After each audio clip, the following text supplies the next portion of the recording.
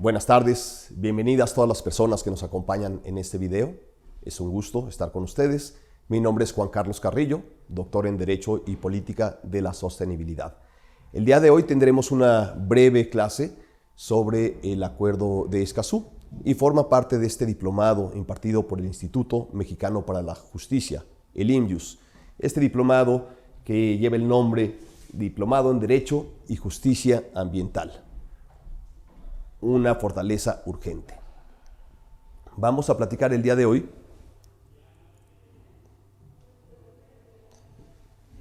sobre el Acuerdo de Escazú, como les comentaba, que lleva un nombre mucho más complejo. El nombre oficial es Acuerdo Regional sobre el acceso a la información, la participación pública y el acceso a la justicia en asuntos ambientales en América Latina y el Caribe, mejor conocido como el Acuerdo de Escazú.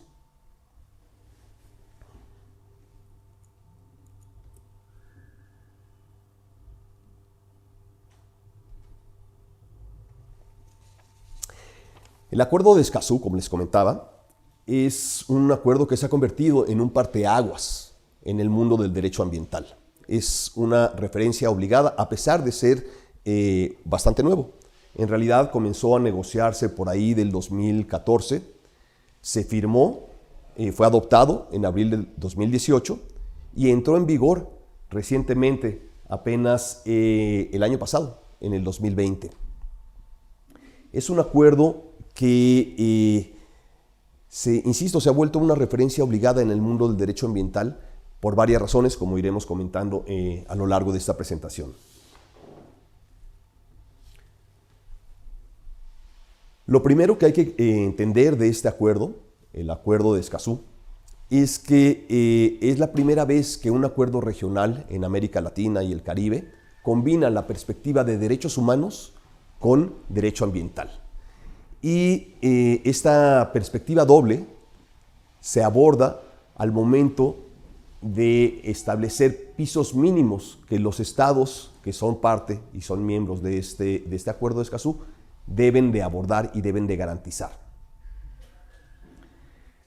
Los pilares de este Acuerdo de Escazú son los tres derechos de acceso: acceso a la información, acceso a la participación y acceso a la justicia en asuntos ambientales. Vamos a desglosar un poco este Acuerdo de Escazú, que en realidad puede ser una guía para todo un diplomado en sí mismo. El primero de los derechos que aborda este acuerdo, el derecho de acceso a la información ambiental, es regulado especialmente por dos artículos: el artículo 5 y el artículo 6. El primero de ellos, el artículo 5, lo que hace es establecer el derecho que tienen todas las personas para solicitar y para recibir información. Esta información debe de ser recibida por parte de las personas de manera expedita y además se debe de garantizar que las personas conozcamos también el derecho a impugnar. Es decir, que tenemos el derecho para quejarnos, para acceder a la justicia en asuntos ambientales. Por su parte, el artículo 6 lo que hace es regular las obligaciones de los gobiernos, de los estados que forman parte de este acuerdo regional. Así, los gobiernos tienen la obligación de generar y difundir información que sea relevante para el medio ambiente. También tienen que generar y difundir sistemas de información que estén funcionando y que sean accesibles para todas las personas, independientemente si viven en una comunidad en la selva lacandona o si viven en la Ciudad de México, una gran urbe. Debe de adaptarse a las condiciones, a las realidades de los diferentes Méxicos que tenemos en esta misma realidad de espacio-tiempo. Hay que recordar que México es una nación pluricultural, como bien señala la Constitución mexicana en el artículo 2. Otra de las obligaciones que tienen los estados bajo este artículo 6 del Acuerdo de Escazú es generar registros de información, por ejemplo, el registro de emisiones y transferencias de contaminantes y sistemas de información que nos permitan prevenir situaciones y riesgos, por ejemplo, generados por el cambio climático. En el artículo 7º de este acuerdo de Escazú se establece el piso mínimo que todos los estados que forman parte de este acuerdo regional deben de garantizar para tener un derecho de acceso a la participación pública en la toma de decisiones. Esto es sumamente importante, porque además el acuerdo de Escazú aborda este derecho de manera preventiva. Es bien importante entender que el derecho a participar de manera adecuada, en tiempo oportuno, con información relevante y con medios que sean culturalmente adecuados, nos permite prevenir mucho mayores riesgos y mucho mayores costos ambientales, sociales y económicos. Es importante comprender esta visión del Acuerdo de Escazú de manera preventiva. Así, el artículo 7º del Acuerdo de Escazú lo que busca es asegurar y garantizar el derecho a la participación de cualquier persona, a participar en la toma de decisiones que pueden poner en riesgo el medio ambiente, la salud o la integridad de las personas. Con el simple hecho de que puedan poner en riesgo, ya debemos de tener el derecho de participar, sobre todo las personas que van a resultar directamente afectadas. Otra de las características de este acuerdo es que hace mucho énfasis en que la participación debe de ser a lo largo de todo el proceso de toma de decisiones y sobre todo desde los momentos iniciales.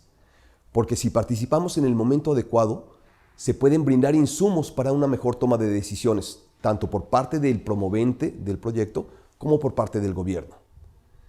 Si participamos en el momento adecuado, el proyecto puede mejorarse, puede implementar las observaciones que reciba en el proceso de participación, puede decidir irse a otro lado e implementar el proyecto en otro lado porque la comunidad que está o que se vería directamente afectada no está a favor de ese proyecto. Y eso prevendría muchos costos. O incluso cómo involucrar de mejor manera a las personas que están directamente afectadas por este proyecto. Es importante entender, la participación no es solamente para quejarse. La participación nos permite una mejor toma de decisiones porque conocemos qué es lo que opina la gente que vive ahí, quienes nos pueden bloquear el proyecto o quienes nos pueden ayudar a que se implemente de mejor manera. En el artículo 7º del Acuerdo de Escazú, que vale la pena leerlo, es bastante extenso, se lo recomiendo mucho, hacen mucho énfasis también en la información que tenemos que tener las personas para poder participar de manera adecuada. Si vamos a participar en la autorización de una manifestación de impacto ambiental, debemos de conocer qué tipo de proyecto es. ¿Se trata de autorizar una carretera o se trata de autorizar una presa? ¿O se trata de autorizar un muelle? Es importante porque a veces parece muy obvio esto, pero las personas que están directamente afectadas y quienes no mayor derecho, pero quienes deben de participar con prioridad para este tipo de toma de decisiones, tienen que conocer esto y muchas veces no ocurre en la práctica. Es decir, tenemos que saber de qué se trata el proceso, la toma de decisiones, tenemos que saber quién es la autoridad responsable para aprobar o no el proyecto, tenemos que conocer qué otras autoridades están involucradas, a lo mejor está turismo, pueblos indígenas, medio ambiente. Muchas veces son varias las instituciones públicas, las autoridades que están involucradas, a pesar de que puede ser solo una quien va a autorizar. Tenemos que comprender este tipo de cosas. A lo mejor a los abogados nos resulta relativamente familiar, pero ¿qué hay de las personas que directamente en su vida van a resultar afectadas y que no están familiarizadas con este tipo de información? Pensemos en un ama de casa o en una persona joven que apenas está estudiando y que no tiene mucha idea de los derechos que establece ni la Constitución ni los acuerdos internacionales, como es el acuerdo regional que estamos comentando, el Acuerdo de Escazú. Otro artículo sumamente importante y por lo cual el Acuerdo de Escazú resulta un parteaguas en el mundo del derecho ambiental es el artículo 8º, que se refiere a la justicia ambiental. Es un tema muy complicado el de la justicia, no nos hemos podido poner de acuerdo en qué es justicia en 1500 años, desde Justiniano hacia acá, menos nos podemos poner de acuerdo en qué es justicia ambiental. Es un tema muy enredado, pero el Acuerdo de Escazú da una guía muy interesante sobre algunos puntos que son medulares para avanzar en el tema de acceso a la justicia ambiental. Por ejemplo, señala que todos los países que forman parte de este acuerdo deben de contar con órganos especializados en asuntos ambientales para una mejor toma de decisiones, órganos judiciales que sean especializados para resolver temas en asuntos ambientales. En México, la Ley Federal de Responsabilidad Ambiental señalaba esta obligación, pero después en uno de los artículos transitorios, o más bien desde que se publicó, puso un artículo transitorio que permitía a algunos tribunales y juzgados de distrito, por ejemplo, abordar estos temas. Y ahí nos hemos estancado. Ahora, bajo el Acuerdo de Escazú, tenemos que retomar esta obligación por parte del gobierno mexicano para contar con tribunales especializados en asuntos ambientales. Lo mismo, este artículo 8 del Acuerdo de Escazú hace mucho énfasis en que los procedimientos sean efectivos, no cubrirse en temas procesales, si le faltaron una fotocopia, si está mal redactado, si procede o no por asuntos que son de forma. Hay que ir al fondo de la situación. También tienen que ser procesos oportunos. No se vale, bajo el Acuerdo de Escazú, arrancar un proceso 20 años después o que tome 20 años la toma de decisiones. Tienen que ser oportunos, tienen que ser sin costos prohibitivos. Recuerdo hace un par de años un caso famoso en México, el caso del muelle de Tajamar, en donde hubo una gran tala de manglar y hubo un amparo promovido por, si no mal recuerdo, eran 113 menores de edad que estaban demandando la protección de su derecho humano a un medio ambiente sano. Y fue un juzgado de distrito allá en Cancún quien aceptó la demanda, pero impuso una fianza de cerca de 2 millones de pesos para que pudieran continuar avanzando en ese proceso legal. Resulta un poco paradójico, ilógico y sorprendente que impongan una multa millonaria a menores de edad porque están defendiendo su derecho humano a un medio ambiente sano. Y ese derecho humano, tanto de estas personas que estaban demandando, es el mismo derecho humano que tenemos todos quienes estamos aquí presentes. Otro punto de suma relevancia, la legitimación activa y amplia. Generalmente en el mundo del derecho yo puedo ir a demandar ante el Ministerio Público porque alguien robó mi coche. Es de mi propiedad, mi patrimonio, mis derechos fueron afectados por una persona y puedo demandar esto, porque era mi coche. Bueno, es mi coche el que fue robado. Sin embargo, cuando queremos demandar el aire que está siendo contaminado y que me afecta en la salud a mí, a ti y a todas las personas, es mucho más difícil porque no podemos demostrar que es mi aire, que es mi propiedad. Y tampoco podemos demostrar muchas veces el nexo causal. Ahora, lo que dice el Acuerdo de Escazú es que la legitimación debe de ser amplia. Cualquier persona que resulte afectada por algún daño ambiental puede acceder a los tribunales, debe tener el derecho de acceder a los tribunales para demandar el acceso a la justicia ambiental. Como les había comentado hace rato, el Acuerdo de Escazú hace una combinación de la perspectiva de derechos humanos con el derecho ambiental. E incorpora algunas de estas medidas a través del artículo 8, en donde señala que los gobiernos, que son parte de este acuerdo, deben de establecer medidas cautelares para evitar que se repita el mismo daño, y esto viene de la perspectiva de los derechos humanos, y también debe de establecer medidas para que el daño ambiental, para que la zona que fue afectada por un daño ambiental sea restaurada en las mismas condiciones en que estaba antes del daño ambiental. Muchas veces dicen, no, bueno, vamos a talar un manglar y dejamos que el manglar se restaure solito. Eso no es lo que dice el Acuerdo de Escazú. Tenemos que garantizar que el manglar creció, se adaptó a las mismas condiciones en las que estaba antes del daño ambiental. Otro caso bien interesante es que los jueces van a estar, los tribunales especializados van a tener facultades para facilitar la producción de la prueba y también para la inversión en la carga de la prueba. Esto es bien interesante. En el derecho civil, en el derecho tradicional, quien demanda tiene la carga de la prueba. Si yo digo que Juan fue quien me robó mi computadora, yo tengo que demostrar que Juan fue el culpable. En el derecho ambiental puede ser al revés.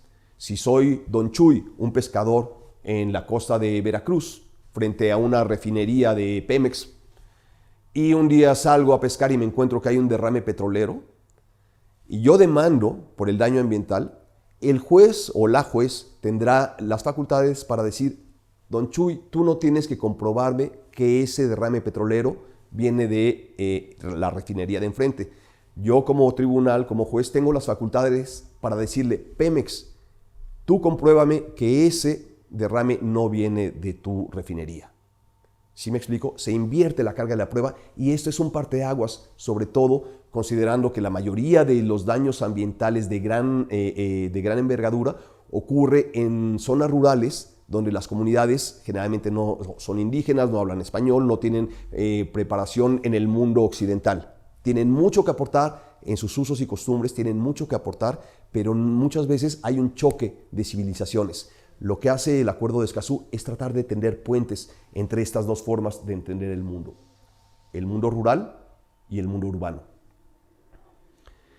Este mismo artículo 8 del Acuerdo de Escazú señala que la ejecución de las sentencias y el cumplimiento de las sentencias debe ser oportuna, porque es muy común que se nos olvida qué pasa con el cumplimiento de las sentencias. Ya se ganó el caso, pero ¿se llevó a cabo las medidas que son impuestas o no? Había comentado la reparación del daño al estado previo a que ocurriera el daño. Otra parte muy importante es que el Acuerdo de Escazú, en su artículo 8, señala que los estados que forman parte de este acuerdo deben de tomar medidas para eliminar las barreras que impiden el acceso a la justicia, sobre todo en población vulnerable o vulnerabilizada. Por ejemplo, si es una persona indígena que no habla español y presenta una demanda, debe de contar con el apoyo de traductores o de intérpretes que faciliten. Si soy una persona que va en silla de ruedas y quiere acceder a un tribunal, el tribunal, el Estado mexicano, debe de implementar medidas para que yo pueda acceder, por ejemplo, a una rampa, para que pueda acceder a los tribunales. También es importante, conforme al Acuerdo de Escazú, que se divulguen los derechos. Tenemos que conocer nuestros derechos para poder acceder a ellos. El artículo 9 del Acuerdo de Escazú es también sumamente relevante y es un triunfo por parte de las organizaciones de la sociedad civil. Lo que dice este artículo 9, en pocas palabras, es que los estados que forman parte tienen la obligación de garantizar un entorno seguro para las personas que defienden el medio ambiente y los derechos humanos. También tienen la obligación de establecer medidas cautelares y efectivas para proteger los derechos de las personas que defienden derechos humanos, que defienden los recursos naturales, la vida en sí misma. Esto está en el artículo 9 del Acuerdo de Escazú. Artículo 10, fortalecimiento de capacidades. Y es que este artículo señala el compromiso que tienen los estados parte de crear y fortalecer capacidades a nivel nacional, pero también de intercambiar el conocimiento. El Acuerdo de Escazú de verdad es un parteaguas en el mundo del derecho ambiental, que va a servir como una herramienta para que las personas comunes y corrientes, o las organizaciones, o la gente especializada, abogados, como muchos de los que estarán viendo este video, puedan perfeccionar el ejercicio de sus propios derechos. A fin de cuentas, este ideal del derecho humano en medio ambiente sano para las personas se hace operativo a través de acceder a la información ambiental, a través de acceder a la participación en los procesos de toma de decisiones y, si esto no ocurre, acceder a la justicia en asuntos ambientales. Amigas, compañeros, esta fue una pequeña muestra de lo que vamos a estar platicando a lo largo de este diplomado. Les recomiendo, les invito a que se sumen a él. Vamos a ver temas sumamente interesantes. Es una necesidad urgente el fortalecer las capacidades en asuntos ambientales desde la perspectiva jurídica. Vamos a tratar de entender la lógica jurídica en el primer módulo. qué es el derecho ambiental, cuáles son los principios que sustentan el derecho ambiental, los fundamentales y los instrumentales, cuál es el espíritu detrás y cómo se aplica esto en la lógica jurídica ambiental.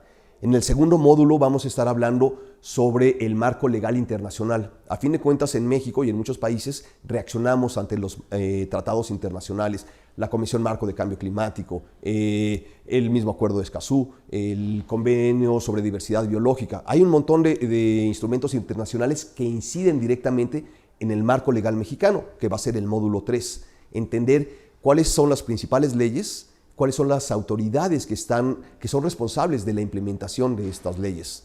En el módulo 4 vamos a hablar sobre el Acuerdo de Escazú. Vamos a ahondar sobre este tema que es de verdad un parteaguas en el mundo del derecho ambiental y la justicia ambiental.